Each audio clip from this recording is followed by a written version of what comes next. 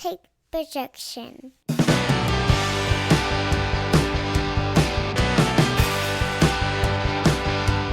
It's Friday morning, and you know what that means. It's time for another episode of the Alabama Slam podcast. I'm your host, Corey Hanna. What's going on, guys? It's Patrick Akers. And we're a couple days late this week, but we're still coming in strong. I was out of town Tuesday night when we normally record. I was at a concert in Nashville, so we're recording tonight. Oh, who'd you go see?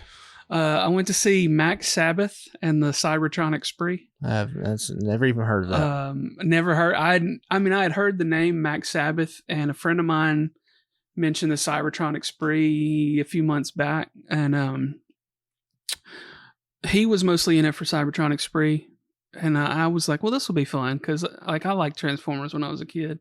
The movies suck ass, like the new movies, but this band dresses up as Transformers and plays like music from the 1986 animated movie.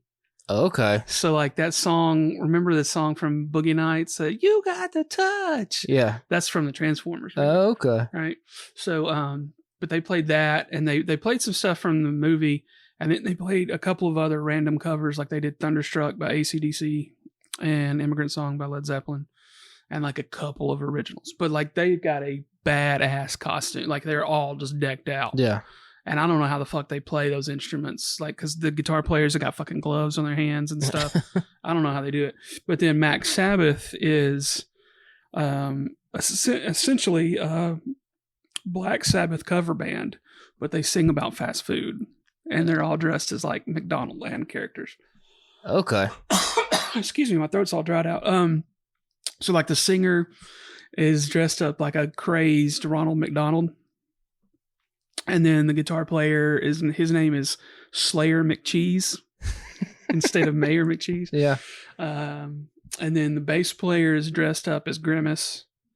And he's got the hands on, but then like they're just flopping in front of his actual hands, so he can actually play the bass. Yeah, because I'm sure it's probably impossible. Yeah. To play with Grimace hands. And then you're fucking standing there with goddamn probably 40 pounds of this big fucking suit. Like it's just humongous. Like it takes up a very large portion of the stage. So he's probably just like hanging in there just to fucking balance himself. And then the drummer is dressed up as the Hamburglar. Naturally. Yeah. Somebody's got to be. So how many people were in the audience? It's about 250, 300. This is the crazy thing about music. Is it like, you ask like your friends, like, oh, who'd you go see? And they say a band. And you're like, you could have made that up. But apparently there are 300 people on a fucking Tuesday night in Nashville that like love this band enough to go see it. Yeah. It's just crazy. There's so much music out there. Yeah. In a way that you can just like get lost in these little deep alleys of things and people have literally never heard of. You can literally just make your own world of music that no one else has ever heard of. Yeah, it's nuts, man. I remember I heard about Mac Sabbath several years back, just as like one of those things that just popped across the internet, you know? Yeah. But they don't have they're not on Spotify. They've got a handful of like songs that they recorded and put on and made music videos for. Yeah. That are on YouTube.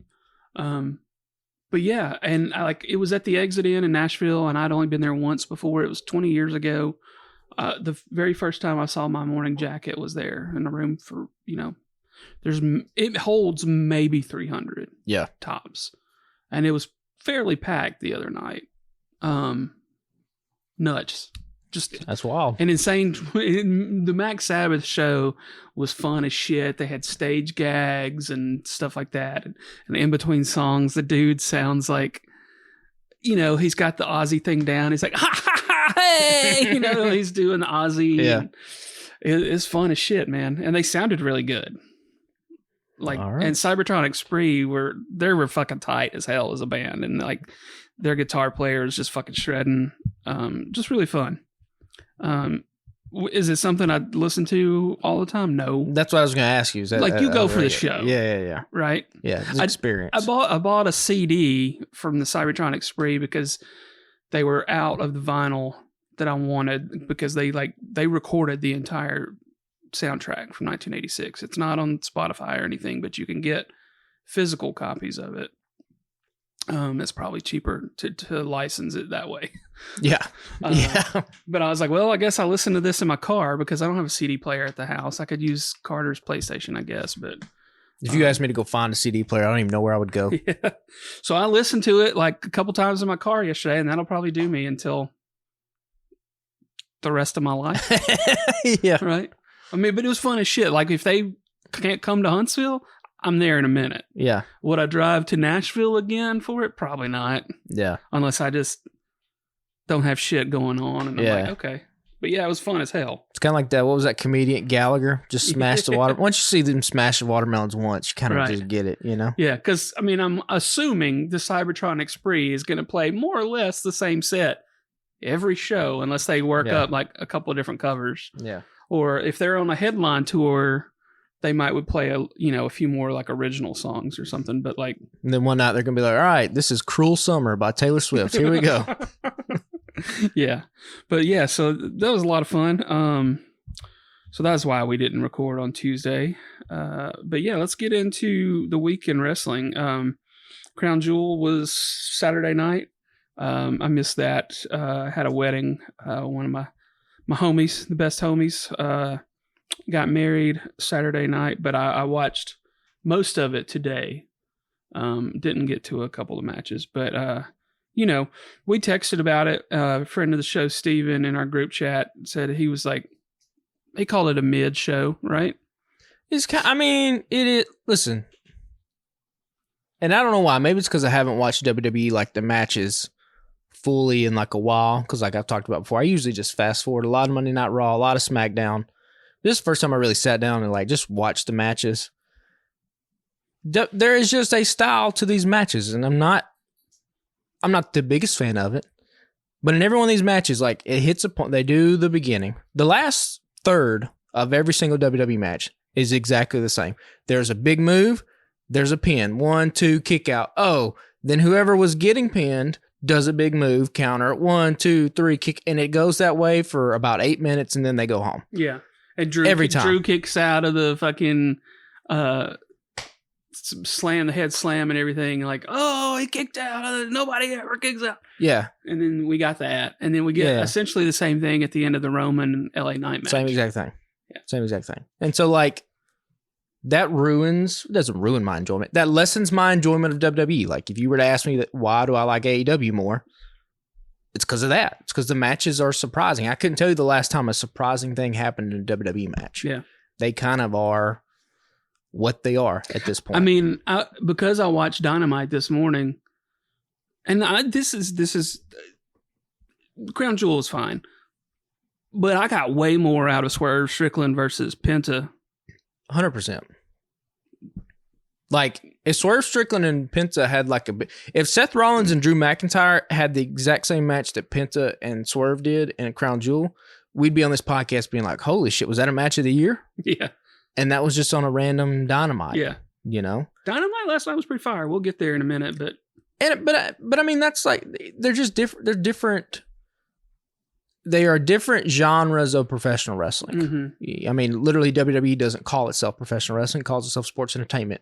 What they are untouchable at, and again, Crown Jewel is a great example of it, the entrances, the spectacle, the production design, the camera work. I mean, they are top notch in a way that no wrestling company's ever been. It's just that the wrestling itself, there is kind of just a style to it. And this is partly part of the problem when you have a performance center where there's 3 or 4 coaches. Everybody kind of learns how to wrestle the same way, you know? Mm-hmm. If you had one guitar teacher that just taught 50, 60, 70 people how to play guitar, mm-hmm. they're all going to probably kind of sound the same. Not that that's necessarily bad. It's just that it's going to look samey and sound samey. And that's kind of what Crown Jewel was. Now, there were still some cool moments at Crown Jewel. And probably this match, Seth and Drew, I think was the best one of the afternoon or the night, whenever this was. But I mean, that was, mid is kind of a good descriptor for Crown Jewel as a whole. You know, I didn't get to try to watch it until today. So I was like, there are certain things that I'm just not going to watch just for time reasons. And I knew the outcome anyway, so it was fine. Yeah. But I mean, yeah, Drew and Seth was good. It's a good way to start the show. It was good. It was good for that style. Drew takes another loss, and so you have to wonder what they have in store for him. I guess a full-blown heel turn at some point is coming. And then Seth obviously keeps the title. He's still insanely over with the crowd. And then we get yet another just a bonehead cash-in attempt by Damian Priest. This shit is driving me insane. Yeah. How many times you got to look at a referee and just be like, I'm going. Are you sure? Are you sure? Yes, we ran down here together from the back. I'm sure that this is what I want to do right now. You knew my intentions. Yeah. And then he gets blindsided by Seth. Why was the rest of the Judgment Day not out there? Well, I ranted about this. Tangent. Yeah, I ranted about this last week. Is it that they don't have any faith in Damian now or something? Like, why did they let Sammy come in and take the case? Like, that was my whole problem when Otis had the case a few years ago and then it got stolen from him. I'm like, this isn't how this shit should work to me. Yeah. Now, granted, Michael Cole today was like, well, you have to be in possession of the briefcase. Fine. Yeah. But it sounds like now you're saying that to make the point that I just don't. Okay, so from a reality standpoint, yeah, I get what you're saying. But shouldn't it already have your fucking name on it at this point? Yeah. From a kayfabe aspect, why is there not a Judgment Day meeting? Is there not a huddle? Hey, I'm about to go do this. Why don't we make sure that like we all can come out there and beat the shit out of Seth before I cash it in? Fucking standing there when Drew walked by. Yeah. She couldn't have been that far away from fucking Damian. Like, this is... And like you said, it's probably because they don't buy Damian Priest as a world champion at this point. They're certainly not presenting him that kind of way, right? He just kind of gets pushed to the side, right? He gets his lunch money stolen, basically, from Sami Zayn. They got fucking JD McDonough in there fixing to get some shine. Like, yeah, so I don't know. I don't know what happens with the briefcase. I mean, you can ride it a ton of different ways, right? Like, you could have come out of Crown Jewel and be like, it's not going to happen with Damian. Damian and Sammy are going to have a match at some point. We're going to give the briefcase to Sammy. Like, you could do that, I guess, if you wanted to, but then why not just do that at the beginning, right? Why do this whole rigmarole? Well, so now is Sammy going to try to use it to cash in on Seth? Well, Monday Night Raw, he had to give it back. Oh, so I fucking missed that. Okay, so they made that point when Seth Rollins was out there. He brought out Sami Zayn, and they were like, oh, I saw you in Adam Pearce's office. He made you give the briefcase back. Oh, okay. So, I missed that. Yeah, so there was that whole I only thing. saw like the last hour and a half of Raw. Yeah, so they made that point at the beginning. But still, it's just... so now Damian's got it again? Damian has it again, but what? At this point, they're going to do War Games Survivor Series we'll talk about. After that, it's going to be the Royal Rumble. After that, it's going to be WrestleMania. I do not see him cashing in at WrestleMania. I don't see that kind of big moment happening for a guy like Damian Priest. And then, but then you got to think, he's got a year. Like TikTok. Yeah, we're running out of time here. So, again, I just think when you do things like this, I know they want to present the Judgment Day as like this badass faction. Sami Zayn on Monday Night Raw literally called him Bloodline 2.0. But to me, they do not come across that way because they have little moments like yet another failed cash-in attempt that gets thwarted, and Judgment Day is just left looking like complete idiots. Yeah, I'm still over the whole somebody else running off with a briefcase, even if it was Sami Zayn. Fucking don't. Yeah. Figure that out. Ride it a different way. Yeah. Next, let's get into the women's world title. Rhea versus Jax versus Stark versus Rodriguez versus Baszler. Went about the way we figured it would with Rhea. Yeah, I mean, that title is not coming off Rhea anytime soon. No. I thought the match was cool. The match had some good spots in it. Shayna Baszler, like, having a submission on everybody was cool. Zoe Stark hitting that crazy GTS variation on Rhea Ripley and her like selling it like she'd been legit knocked out was great. Raquel Rodriguez had her moments. Nia Jax might be the worst professional wrestler ever to be presented in any kind of like big capacity. Yeah. I mean, she's up there at this point with like Great Khali in terms of just like this. She can't wrestle, but yet she is. Yeah, they on this thing brought her back for whatever reason. Yeah. There's just nothing interesting about her to me. Mm-mm. She's big. Okay. She ain't got nothing else. Just nothing else going for her. But yeah, this was, again, I mean, this was kind of just a way to get Rhea Ripley on the Crown Jewel show. At least she's like defending her title. That was a criticism we kind of had, is like, oh, she's just part of the Judgment Day and that's it. The title has gone nowhere. But now at least over these past couple of weeks, she's had challengers emerge. Yeah, she got her hands full keeping them online, but at some point you got to defend that title.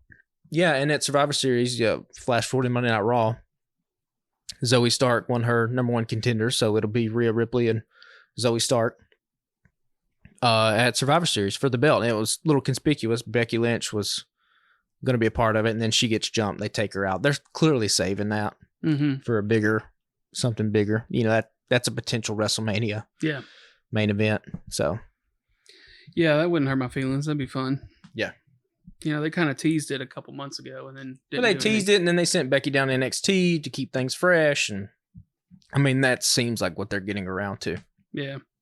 So John Cena versus Solo Sikoa, just about the right time since the SAG strike is over. I think they got wind. Yeah. That it was coming. Yeah. But I mean, this was probably how it was going to go down anyway. But, yeah, I don't think it would have changed the. But it was good timing, right? Yeah, and I mean, listen, this is classic WWE storytelling. John Cena tries to stay away from the Samoan Spike, try to stay away from it. Boom, he gets hit with it, and then Solo just decimates him. Really, I know I've said this from the get go. I still do not buy Solo Sikoa as this character that they are trying to portray. No, and Cena the other night was like, "We've been waiting for you to talk for a year and a half, and this is all you got." There's that, and I don't want to be like the dick, but there's also like the physical stature. John Cena is bigger than Solo Sikoa. Okay, again, like it's hard to present somebody as an enforcer of a group when that person is the smallest person in the group, unless you were going to present them as batshit crazy, right? Like Charlie Kelly wild card bitches type of thing. You know what I'm saying? Like. Solo's just, he's just Umaga, but he's, I don't know, 6 inches shorter and probably 55 pounds smaller. Yeah, this, I pulled up the results from Bleacher Report just so we'd have a frame of reference. And one of the notable moments from the BR report or article says Sikoa may have a lot in common with Umaga, but seeing him face Cena really illustrates how much bigger Umaga was. Yeah, like that to me, that is a problem. WWE clearly doesn't see it as a problem, but like I put it this way: we saw Solo Sikoa stand next to Drew McIntyre. Who looks more physically imposing when the two of those guys stands out? Yeah. And one of them just lost a match to Seth Rollins. The other one just decimated a first ballot WWE Hall of Famer and maybe, what WWE calls the greatest superstar of all time. And, one guy looks one way and the other guy looks the other way. Like at the end of the day, it is wrestling. Looks do matter. I just do not see all the stock they are putting in Solo Sikoa. We'll see if it pays off. But it'd be fine if they weren't trying to present him as the enforcer. Yeah, right? It's a presentation. That's all it is. Because we don't have this problem with Orange Cassidy. No. But he's not presented as... Nobody's afraid of Orange Cassidy. Right. People act like they're afraid of Solo Sikoa. Like Roman Reigns, who is 6'4", 250, is like, go do my bidding. Yeah. It just looks... Yeah. Again, it looks off. Particularly when there's another dude. Now, this dude might be a little bit of a head case, but like I've talked about this guy, Jacob Fatu, who's also in the Samoan family. Legit looks like the type of enforcer dude. He's probably 360, 6'2". He looks the part. Again, it's just a size thing with Solo. If Solo was presented any other kind of way, if he was presented as like the best wrestler and was like this technical savant, that would be a different thing. But he is literally just Umaga 2.0 and he's smaller. And we know what Umaga looked like against John Cena, that you can go look up those clips on YouTube. Right. Doesn't it look different? So I don't know. That's my only gripe with Solo. Again, WWE clearly doesn't see it that way. Or if they do, they don't seemingly have a problem with it. And yeah, like you said, at some point, this dude still has to like talk and have a character. Yeah. He can't just be stoic. Because Bloodline, it ain't going to last forever. Yeah. The shelf life is about to run out on it. Mm-hmm. Up next, Rey Mysterio versus Logan Paul for the United States Championship. Logan Paul gets the win. Probably saved Rey Mysterio's life. Did you see that? I did see it. Yeah. Circulating that clip of him catching him. Good catch. Good. And again, this is dude's 8th match, and he already has enough ring awareness to be like, that guy's going to land short. Let me go get him. Yeah, I mean, good move because, there's probably not a lot of people that would have caught that. Well, there would have, but not in their 8th match. No, yeah, right. Not like your 8th match, you're worried about all sorts of other different things. Like, and most people don't even have their 8th match in front of a sold out crowd on TV in front of millions of people, right? Most people have their 8th match like I did when a barn full of like 5 people and 3 of them are family and one of them probably looks like he's probably hiding from the sheriff's department. Don't even want to be there. You know what I mean? So, yeah, it's crazy. I think we called this that Logan Paul would get the win. I mean, it immediately puts a lot more cachet on that United States Championship that kind of has been doing nothing. Right. And so you give it to a guy like Logan Paul, huge social media star. He's already, I don't know if you saw these, he's taking pictures with the belt, he gets to now have it probably until WrestleMania. All his appearances he's going to do, he's going to have that belt. This is such a smart choice, particularly if what we think happens actually comes to fruition and we get LA Knight and Logan Paul at WrestleMania for the United States Championship. That will then be LA Knight's kind of real crowning achievement moment. This is fantastic build up for that. Yeah. And it was good. I mean, Logan Paul was impressive. He was good in this. He's been in any of the matches he's been in. I mean, but this was the first time where it was like, okay, yeah, he is just like this good. Like, it's not a fluke. Like, yeah, he's like I said, he's catching the dude and saving him from injury. He's doing all the spots flawlessly. He doesn't look like he's trying to coordinate with his opponent. Like, he actually looks like he's fighting. Yeah. Again, that's such a special skill set. This is not picking a nit. This is idiotic. Did you actually watch this match? Mm-mm. Okay. So at the end, Logan Paul pulls out the brass knuckles, right? They get knocked out of his hand. Logan Paul's got one of his little cronies by ringside, okay? They do a great shot. Brass knuckles are on the floor. Homeboy goes to try to crawl it. Santos Escobar jumps over the guardrail, foot down on the brass knuckles, preventing the guy from getting it right. Santos picks up the brass knuckles, runs the guy off, but lays the brass knuckles on the apron of the ring instead of taking them with him or throwing them away or something, which then allows Logan to grab the brass knuckles and do the same and get the win, yada, yada, yada. Again, when you present particularly good guys, you can present heels this way. Heels can be dipshits. Yeah. It adds to their heat. But when you present baby faces as just these bumbling kind of fucking idiots, yeah, it kills just kind of anything. Like, basically, that's like the horror movie where like the victim like picks up. That'd be like picking up a chainsaw to fight the bad guy, cranking it, and then just dropping it and taking off running. Yeah. Like, no, you got the chainsaw at this point. You might as well just fight. Yeah, do something. So yeah, I was just watching and be like, man, this was just take the brass knuckles with you, and then Logan can have like a backup set of brass knuckles. You can literally do anything else, low blow, whatever the fuck. Yeah, but no, Santos just put him right back in front of Logan Paul. That's pretty dumb. It's dumb, idiotic. But I'm not in those rooms, so what are you gonna do? Io Sky versus Bianca Belair next for the WWE Women's title. Io retains. Kairi Sane was back. And the fans really didn't care. At least it didn't come through the TV as if they cared. This was the first match where I was like, I'm kind of bored by Bianca. I get it.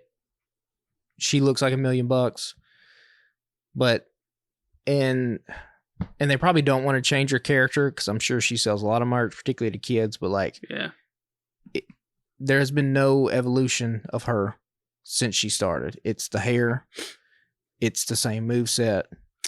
Yeah, and you can't really call yourself the EST if you're not the champ. I mean, you can. Well, but it kind of lessens it. She gets the John Cena treatment where it literally takes 4 women to beat her. You know, nobody just beats her one-on-one. Like even in this match, Bayley came out and then Kairi Sane hit her with the backspin fist. And then Io still had to hit her with a moonsault. But like, they had a really good match at Backlash. But if you remember in that Backlash match, the fans were 95, 98% behind Io Sky. Yeah. It's a huge Io chant, like we talked about on this podcast. Was still kind of a big Io chant here in Crown Jewel. Wasn't 98, but it might have been 55-45 for Io, I think.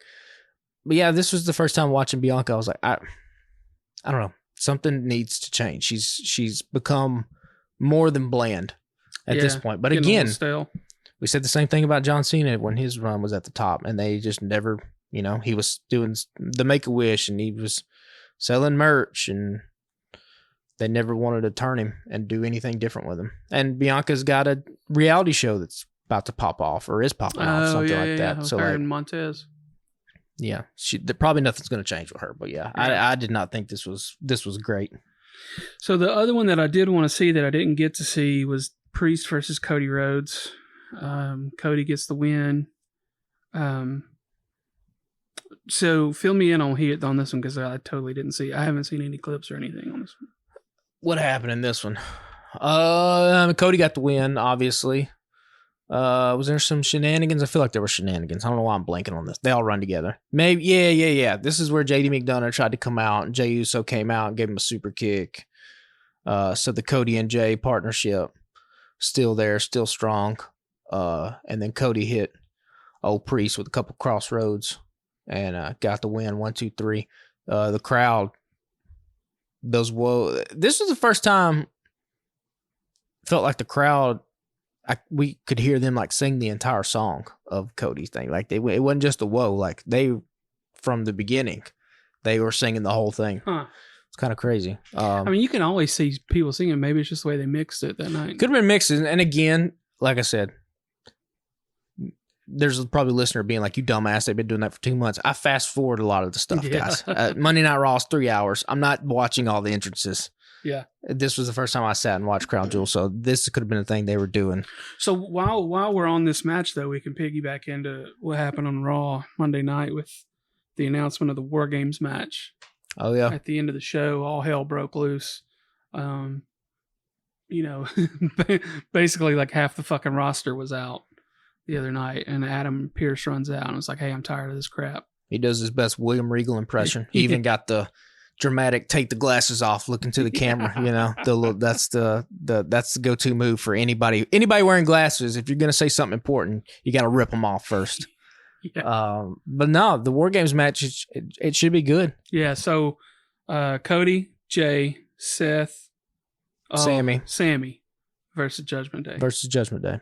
4-on-4, not the 5-on-5. Yeah. Unless they add people, but who are they going to add? Yeah.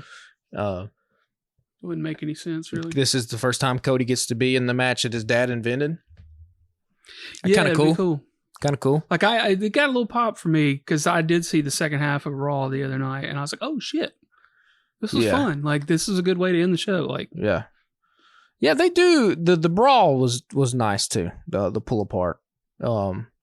They've been doing that a lot lately under the Triple H regime. So kind of like, hey, if you don't know how to end the show, I mean, granted, he did come up in the Attitude Era. Every third Attitude Era Monday Night Raw ended this way. Yeah. We're just like fucking shit. Hell was breaking loose, and Monday Night Nitro did the same thing with Shivani screaming, "We're running out of time!" Roman, everybody, all NWO's fighting somebody. Yeah. This is just a classic move. But no, that should be a good match. I would have to think Cody's team probably wins it. Probably. That's just me pulling. And that it's real. It's not very far from now, right? That's like the first weekend in December, right? It's the last. It's after Thanksgiving. Okay. But you remember Bloodline won it last year. So if you're just going bad guys, good guys, I don't know what the Judgment Day would need to win for necessarily. I mean, I guess they always could, but like, sure. The Bloodline last year when they won had Sammy at the top, who was coming on strong. Roman Reigns, the biggest star in that company. They ain't nobody like that on Judgment Day. The big stars on the other side. Mm-hmm. You got the moment between Sammy and Jay finally at the end of. Yeah. So I don't know. Should be a good match though. Yeah. Yeah, that'll be fun. So next up, LA Knight versus Roman for the Universal Championship. Good match. Went the way we expected it to. With Roman winning, some involvement with the bloodline there at the end. I mean, this is the way Roman Reigns has won every one of his matches. It just goes the same way. Even before they were out, like 10 minutes in the match, fucking big ass Paul Heyman climbs up on the ropes to distract LA Knight at one point. Where he tried. Yeah, he tried. He didn't get very far. He tried. Oh, that's a good way to put it. Yeah. I mean, we talked a little bit about this at the top of the show, but I don't know, man. When the 2 stars as big as these dudes, it was fine. It's fine. They have clearly made a conscious choice with Seth Rollins' title reign to book it differently than what Roman Reigns is booked. Seth beat Drew clean. Seth, the very next night on Monday Night Raw, defends against Sami Zayn, beats him clean in the middle of the ring. All the chaos didn't ensue until after the bell. Mm-hmm. But you heard Michael Cole say, this is the working man's title. Like, that World Heavyweight Championship with Seth Rollins is going to be the one that's going to get the best matches with definitive results and very little shenanigans. I mean, there hasn't been a lot of, like, people interfering. No, because again, he also is a babyface. That's a caveat. That's a huge difference. But he also doesn't have a crew, really. It's just Seth Rollins. And again, that goes back to him being a babyface. But like, they clearly have booked that differently. Because when you get to Roman, this is where they're playing the greatest hits at this point. Been playing it for a while. Right. Somebody's going to interfere. Somebody's going to put a foot on his foot on the rope at the very last second. Like, whether it's Solo and it was Jay and now it's Jimmy. Blunt force trauma. He's going to kick out, like, all this sort of stuff. The one thing that I will say that I have liked about, and we talked about this last week, LA Knight going up against Roman Reigns. LA Knight's been the first guy who just does not give a shit about the streak, does not pay any kind of reverence to Roman Reigns. He is a nobody. Okay. To LA Knight, he is the biggest star. And so in a lot of Roman's matches, it starts off right, the bell rings. What they do, they just stand there. Like, and they let you build the moment. This one didn't. It just started, and they just started throwing haymakers, right? Yeah. And when I was watching, I was like, it's kind of like, when you get those, any kind of analysis in sports, right? Be it like a basketball team, like you got a young team, young upstart going up against like the established dynasty. And a lot of times sports analysis and announcers will be like, oh, this young team they're too young to understand what kind of a moment this is. So they're just going to play loose. They're not going to be tight. They're not going to be like pressured by the moment or anything. That's kind of what this was. LA Knight was just like, it's a match. He's a guy. I'm going to go through him. I'm going to throw haymakers. Yeah. So I like that. And he clearly is a star. I mean, the LA Knights, that was all over the place. There's so many goddamn signs. So many. In the crowd. It's awesome. And yeah, listen, like, at this point, whose title reign's more interesting? Who's the most interesting character in WWE? It ain't been Roman Reigns for a minute. He's basically gone this entire year without kind of being the most interesting person in WWE. Yeah. We have seen Seth Rollins. We have seen Sami Zayn, LA Knight, even a guy like The Miz at this point in his career. We'll talk about him Monday Night Raw. He's doing interesting work. Gunther. Roman is he's still headlining these shows. He's still having these matches, but like, does he feel as big? I don't know. No, I mean, and that part of that could just be because of how we thought Mania should have ended last year. And he's been away for a lot. Yeah, I mean, they said today this was his first fucking match since SummerSlam. Yeah. That was a long fucking time ago. Yeah, but even in SummerSlam, who was the most interesting character in that match? It was Jay. Like, yeah, this is kind of, I think fans would have turned on Roman Reigns in this title reign and the Bloodline thing way sooner had it not been for the 9-month run of Sami Zayn. You know, because fans were already complaining about the stuff being stale. You get that run with Sami Zayn, it kind of freshens it all up. Yeah, you get oosiness. And then right, we go from Sami to Cody, right? And it's WrestleMania and everybody's kind of hyped. And then after WrestleMania, it's kind of just been, okay, well. And now we get to the crown jewel moment. Yeah, it's kind of like, oh, we know we're got to wait till next year. Yeah. Not saying it won't be great, but like, damn, we better be in the bottom of the 8th. You know what I mean? This better not be the 5th inning because fans are going to leave. Yeah. They'll walk out of the stadium if it's like that. So, and I think we are. I think that moment a few weeks ago where Cody and Roman had their little showdown on the ramp, I think that was WWE's way of letting fans know, like, we're still going to get there. Mm-hmm. Just, we got some other stuff we got to do first. Yeah. Got to finish the story, man. The never-ending story. Well, let's switch gears. No, was there anything else from Raw? Oh, Monday Night Raw, yeah. So we got The Miz. Miz is going to go up against Miz in his new babyface role. Yeah. Which is kind of crazy to see. I don't know if he's ever been a babyface in his entire run in WWE. He's been sort of the heel of all heels. Yeah, that'd be interesting. And now he's getting cheered going up against a guy like Gunther, and Ricochet looked like he legit got concussed. The whole end of that match was kind of... They played it... They caught themselves because it was so blatant. Because the referee was like, oh, no, wait, Ricochet. And they were like, dog, you saw the replay. You were looking at Ricochet when his shoulder came up. Right. Don't act like you're confused now. And then Michael Cole was like, what? And then I think finally people got in his ear like, nah, he kicked out. It's not even close. Like, we got to switch gears. Yeah. And they did. They did a good job of recovering. I don't know why. Unless you just want to solidify Miz as a babyface. I don't even know why he has to go through this little Ivar side quest thing. Like, does anybody care about the Viking Raiders? They've been presented as nothing. Yeah. Also, I ain't letting Ivar do that damn moonsault. He fucked it up twice. Okay? And that damn near Ricochet almost caught an elbow to the face, and Miz, I think, caught one to the side of the head. Like, bro, if you can't land flush, like, your big ass don't need to be doing it. Yeah. Do a fucking splash like Bronson Reed's doing. Yeah. Like, you upside down. Because you didn't just fuck up, too. Like, you've been fucking up all week in practice, too. And an elbow from that, right on your square of your nose, that'll fuck you up. Yeah. Good. So, like, if you ain't... That was one of the things that, like, Matt Sydal, Evan Bourne, when he was in WWE, you know, they didn't let anybody do the shooting star press, but that was his, like, that's what he was fucking known for. And he said he had to do the shooting star press, like, perfectly, like, 25 times in a row before they let him do it. Like, land, flush, middle, like, get up, all right, do it again. Okay, now you can kind of do it. Mm-hmm. But Evan Bourne was 170 pounds and was a gymnast. And Yeah. like, Ivar's a big-ass dude. Yeah, he's 300 plus. Yeah. And, like, if it ain't an elbow, like, then it's going to be a knee if you don't get all the way through. Mm-hmm. I'm just saying, I saw that twice Monday, and I was like, I would not. I'm going to move. Yeah. I'll move. Yeah, might need to cut that off. But yeah, that was cool. And then, we talked about Zoe Stark.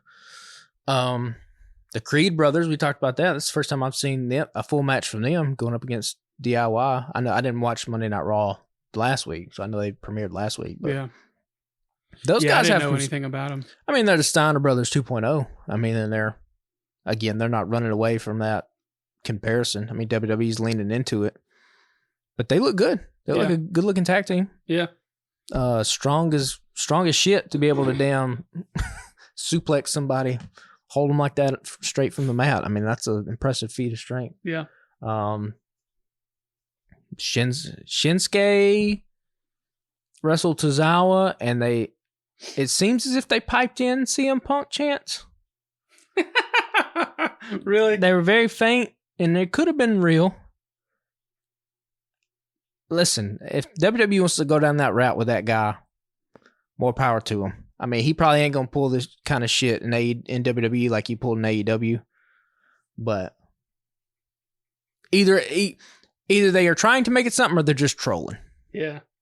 And they could just be trolling. Yeah, so I saw a TikTok that said that they made another subtle reference, but I don't remember what it was at this point. It was just something I saw. Well, some of the references I think people are pulling out of their ass, out of fucking just nowhere. Mm-hmm.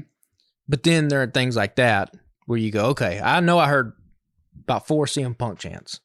Very faint. Could they have popped it in? Could have been legit. I don't know. Yeah. But again, makes you wonder. I don't think that. Surely they wouldn't at this point. I mean, don't put it past them. That company has greeted a lot of people back into their graces who have, gone out of the fold. I mean, Ultimate Warrior, Mick Foley. I mean, there's a lot of guys. Kurt Angle that burned that company that they let back in. Cody Rhodes. now that we're talking. Yeah. So. But a lot of those guys were, I mean, Mick Foley was beloved backstage with the boys. Like, some of the guys like Roman Reigns and Seth Rollins have flat out said, like, no, we don't like this dude. Like, we ain't never liked this guy. And they're your 2 champions. If they don't want him, then. Now, they also in those same interviews and sound bites will be like, yeah, but we're business, like, we're company men. We would do the thing, blah, blah, blah, blah, blah, blah, all the kind of corporate shit. You say that after you say how you really feel. Yeah. But if they're willing to, like, say in front of a microphone, in front of a camera, when they know people are recording, like, we don't like this guy, how do you think they really feel about him? Yeah. Backstage. So, I don't know. Don't put it past WWE, but we might see old CM Punk at damn WrestleMania. It would not shock me. Yeah. Let me just put it that way. Well, let's switch gears. We've been about 40 so minutes into this one on WWE. We got a few things from AEW to talk about. And my dumb ass didn't make any notes, but we were just talking about Dynamite. Dynamite was a really good show last night between Swerve and Penta, fucking Samoa Joe and Keith Lee going out there slapping meat. Yep. And then MJF just week in, week out lately, just giving it his all. I mean, him and Danny Garcia was a great way to start the fucking show last night. Yeah. I thought. It was fantastic. You get babyface MJF at the end, like trying to shake his hand, and it seemed legit and sincere. And, he even said to him, he was like, this could be you. Yeah. Yeah. I think he's been great in this role as a babyface champion. Mm-hmm. Now, granted, he hasn't been a babyface the whole time he's been champion. Sure. And he still is doing the scumbag thing and all that, but yeah, he's clearly a fucking face right now. Yeah, the crowd is eating it up. And again, it's a good spot for Danny Garcia. That dance is over. But then he got poked in the eye. Yeah. He was trying to do the dance. But even when he was making his comeback at the end, he's dancing with the one arm, right? He's still selling, but he's still like trying to get it, and the crowd was eating it up. That, and when he had in the Dragon Slayer, he had him locked in and leaned back and started doing it. Yeah. And that's when he got caught. Yeah.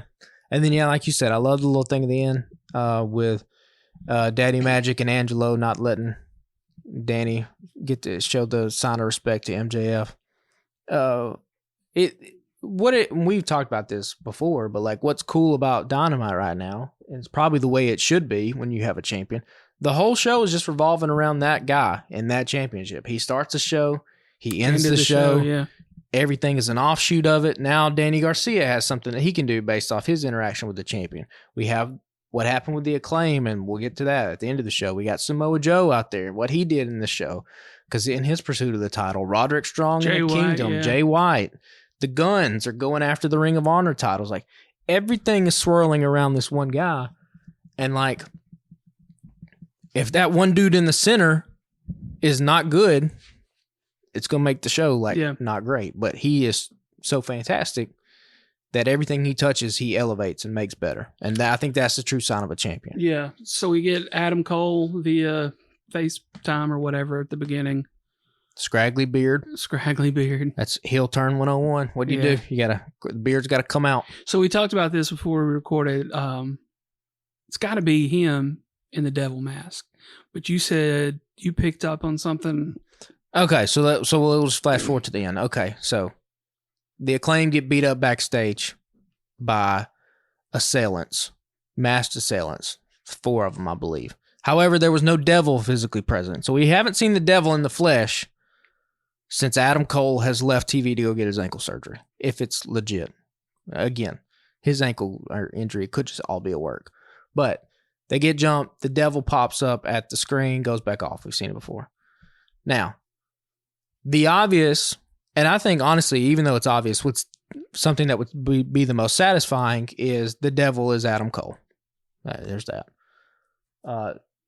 The batshit crazy theory, the devil is CM Punk. Again, we talked about that. That would be fucking insane if that is true. I've seen online the devil could be Roderick Strong.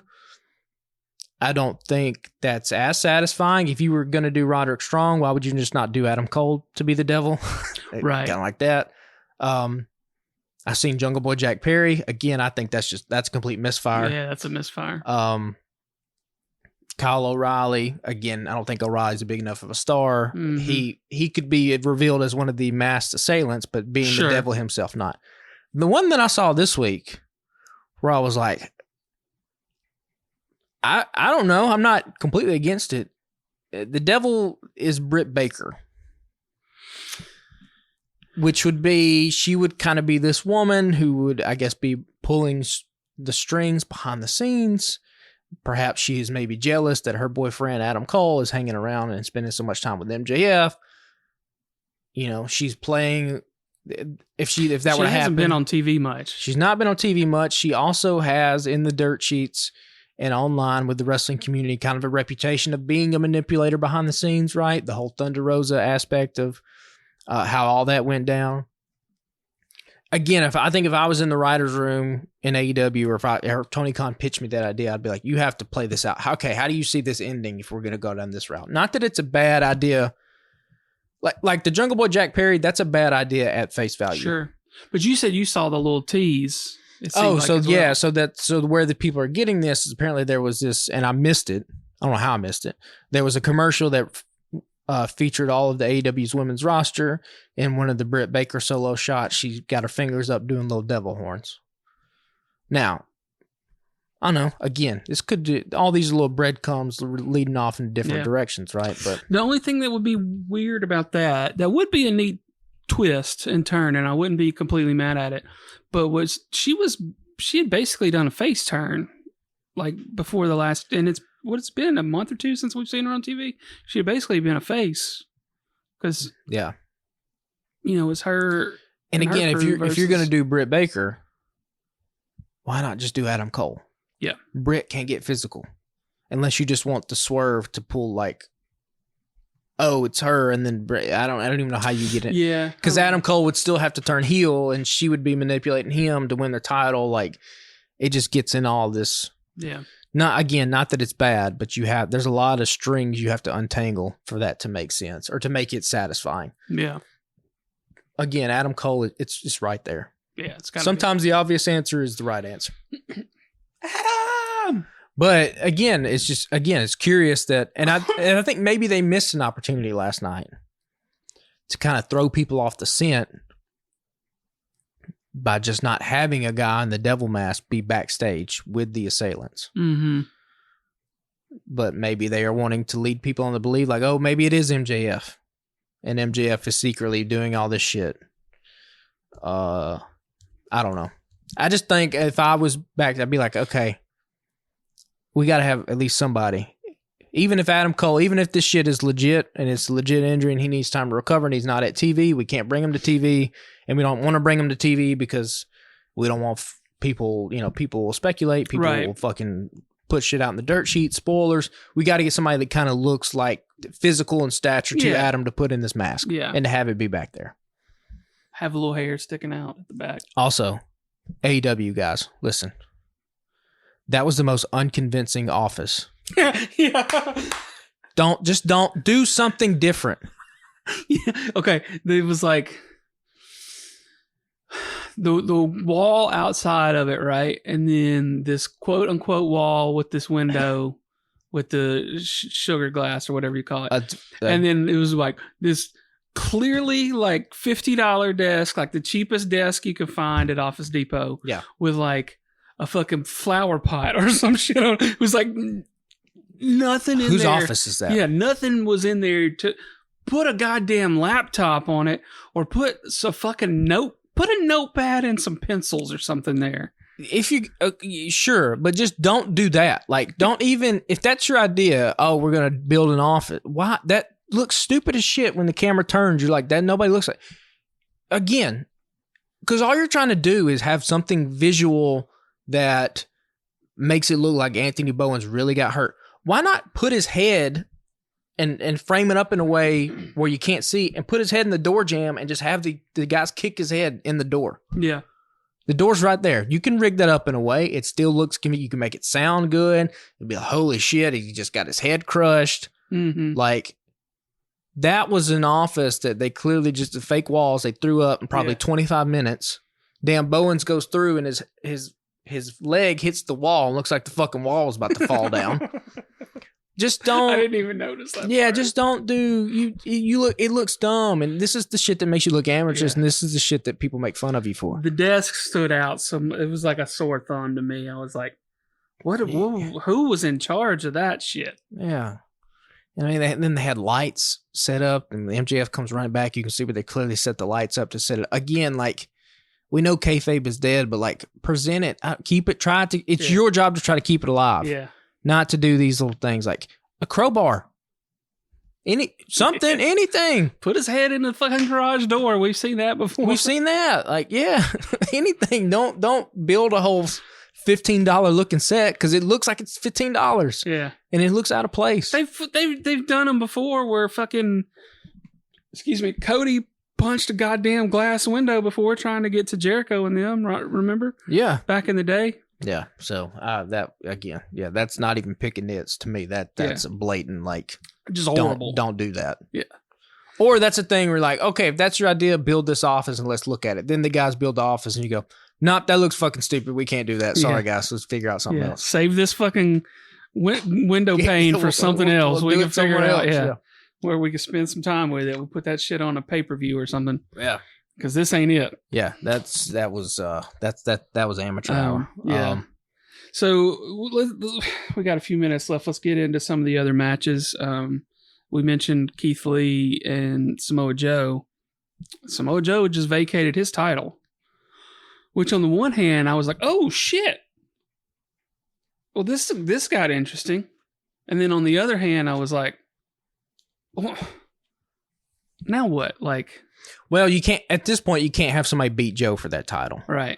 And you probably want that title off of Joe. I'm not mad by this decision. Sure, yeah, it was interesting. I mean, it caught my attention. Again, if you want to like, be I guess super critical, and maybe this was the right call. Just don't have Joe win that title in the first place. Yeah, let somebody else win it so you can have it. So you don't get to this point where you have to have some days. Yeah, you got to have Joe just vacate the title. I do like what they're doing with Joe. And again, I do like, I've talked about this. I do like that MJF has multiple enemies at this point with multiple storylines. And I think Samoa Joe's is like the most interesting because he's basically like, I don't like you and I will kick your ass and I'm waiting to kick your ass, but I'm willing to be your friend if you give me something because clearly you have no friends at this point. Yeah. Like they're all just getting their ass whooped. Yeah. And again, like he's just standing there looking at him like, okay. Yeah, and MJF has to defend these ROH titles against the Guns at Full Gear. He's gonna need a partner. Like Acclaimed, they just got their ass handed to him. Like, yeah, it would be something to be kind of satisfying if fucking Samoa Joe's music hits at Full Gear and he is the partner for MJF, and you beat the Guns. It'd be funny if he works out a deal somehow with like Roddy. And he and Roddy are fixing to get ready, and then Joe shows up, and Yeah, and I mean that MJF's got a pick. That's a cool little thing too, cool little wrinkle that he has this partner because I don't think he's going to defend the titles solo. And if he does defend the titles solo, the Guns should beat MJF at Full Gear to win those belts. Yeah. You can't. I don't think you can do it again where he single-handedly beats these people. No. Because again, he beat the Righteous. They're not really nothing. The Guns, you have a lot of stock invested in.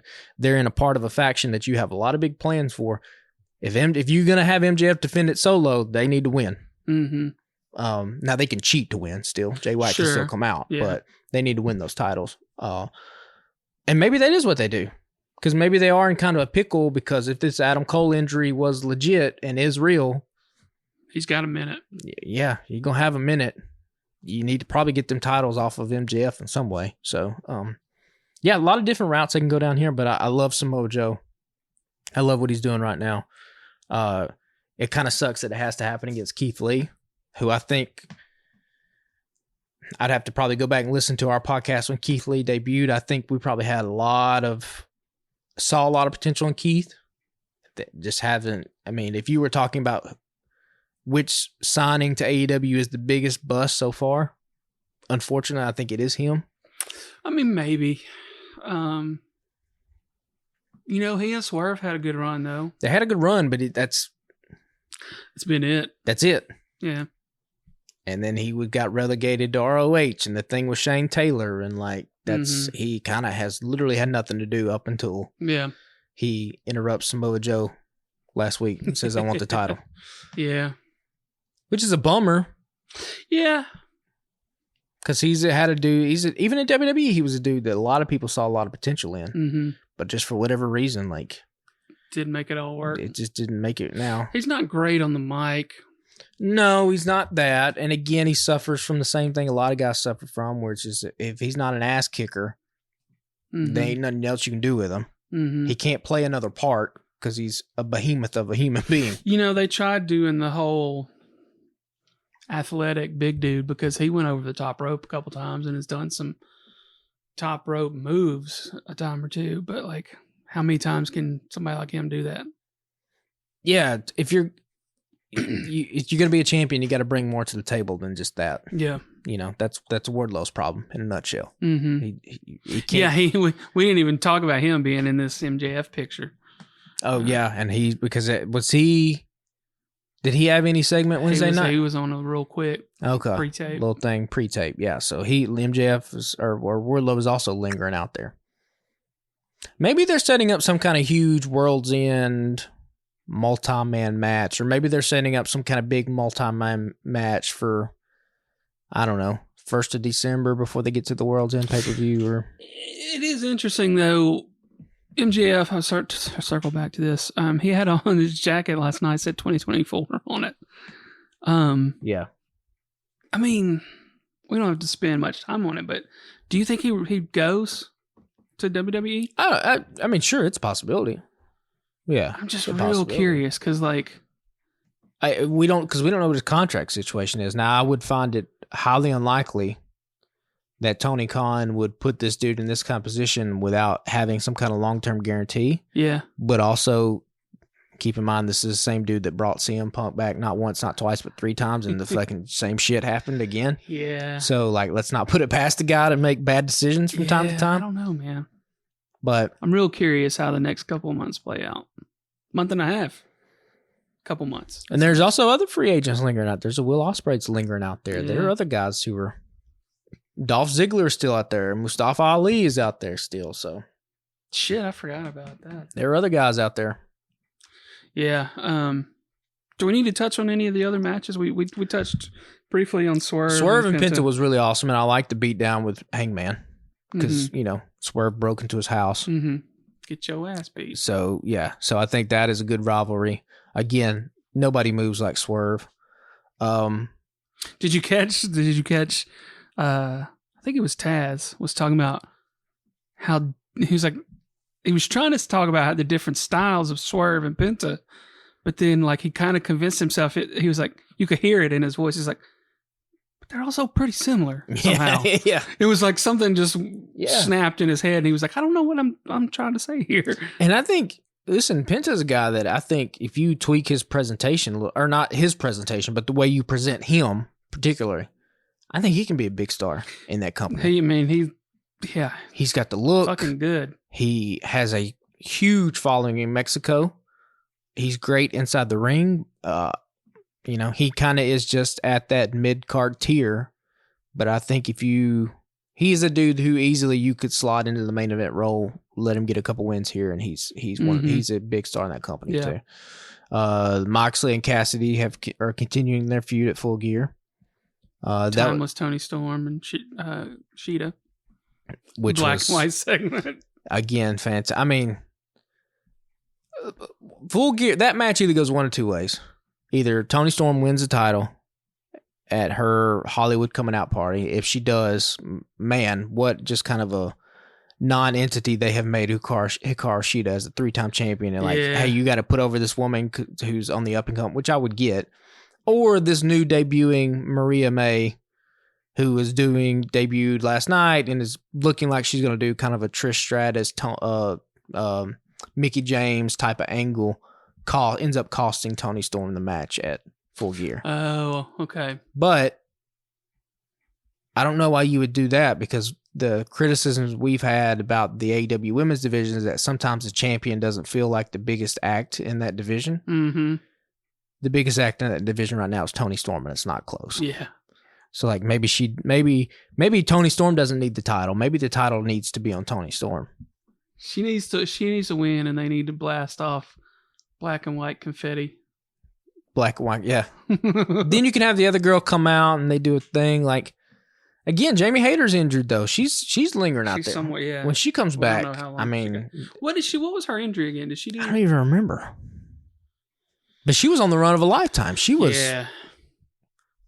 She was incredible in the ring, and the fans were 100% behind her. And I think whenever she comes back, I think she's going to pick right up where she left off. Has Britt not been on TV just because Adam Cole's not there, and like they don't ride together and just be like, "Fuck it, I'm on." Maybe. Again, I don't watch Rampage, so maybe she's on. I don't think she's been. I don't watch Rampage. I used to. I lately I haven't been watching Rampage. It's just a lot of wrestling. A lot of wrestling. Yeah. If there was something a couple weeks ago I watched, and I was like, I'll watch it for this one match, and then I'm going to bed. Yeah. And it's tough. It's after SmackDown. We got little heelish Young Bucks backstage promo against Omega and Jericho. Yeah. They're better as heels. They're better dicks. They just are. Yeah. And I love Kenny's line, be like, you might be the greatest tag team ever, but like, if you want to do the tag team thing again, I've already beat you. Yeah, he's like, I don't want to wrestle you, but I will beat you. Me and Hangman whooped your ass. Me and Ibushi whooped your ass. Like me and this old fucker over here could whoop your ass. Yeah. And it is cool. At least the Young Bucks brought it up. Like, hey, we used to be the Elite, because they lost the titles, and that's just kind of it. Yeah. They all just kind of broke apart for no reason. Again, what we talk about with AEW all the time, they just start things and stop things and never give you a reason why. Yeah.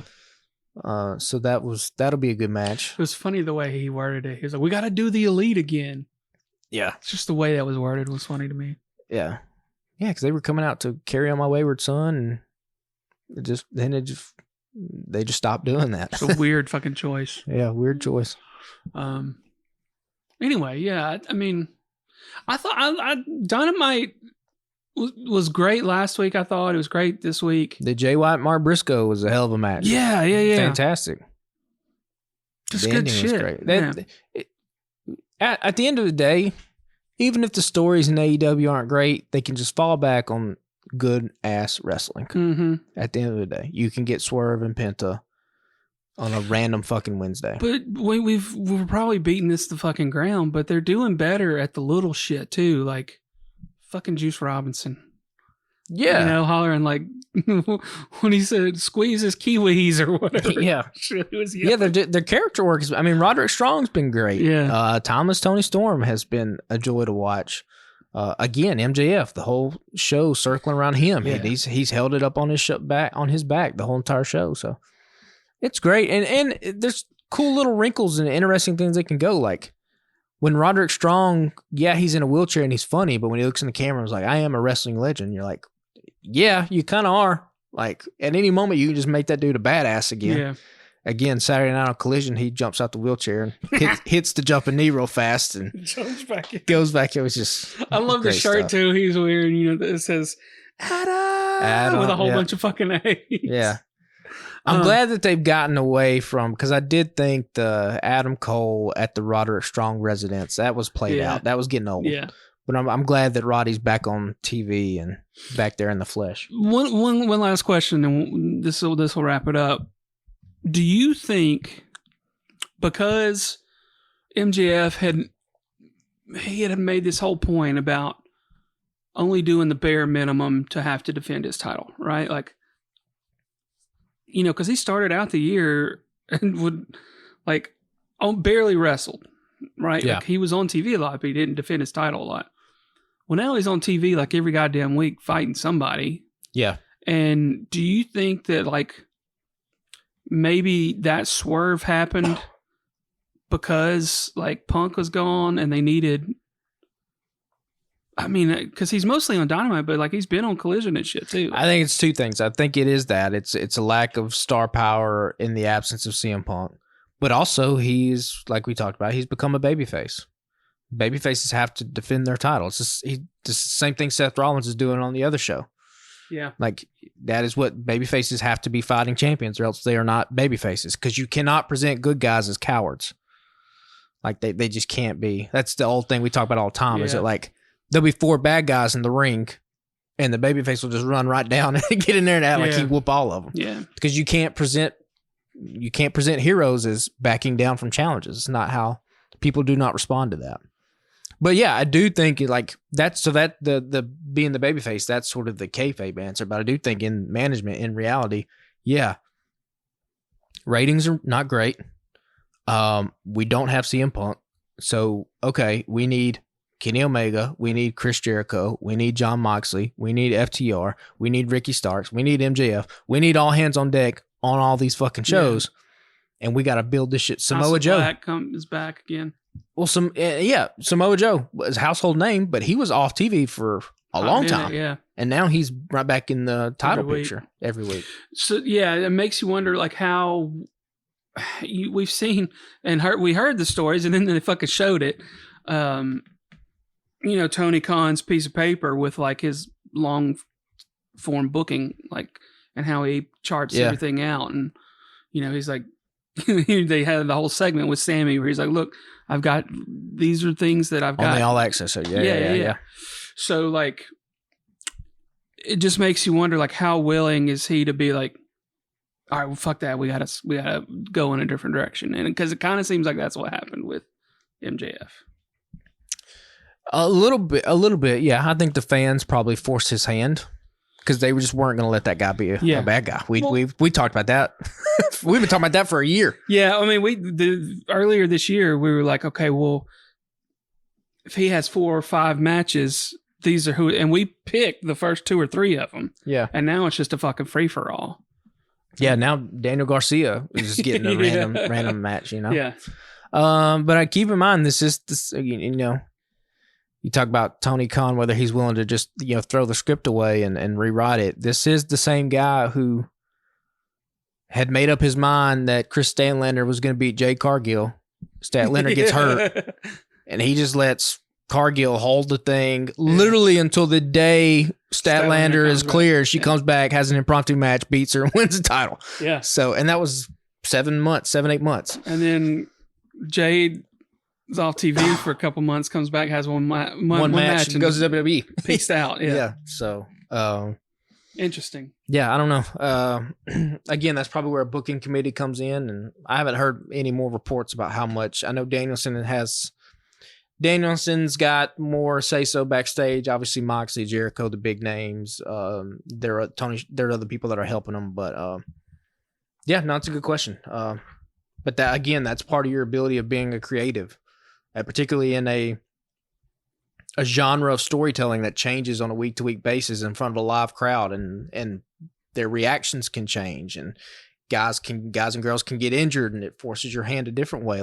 I would be curious to see if Adam Cole had never gotten hurt, if this is legit. Yeah. Again, I keep prefacing this could all just straight be a work right now. Yeah, it could all straight be a work, but if it was a serious injury, where were they going to go? Were they always going to do this devil mask thing? And is that why the devil mask is only presented on screen in video packages and not physically present in the building?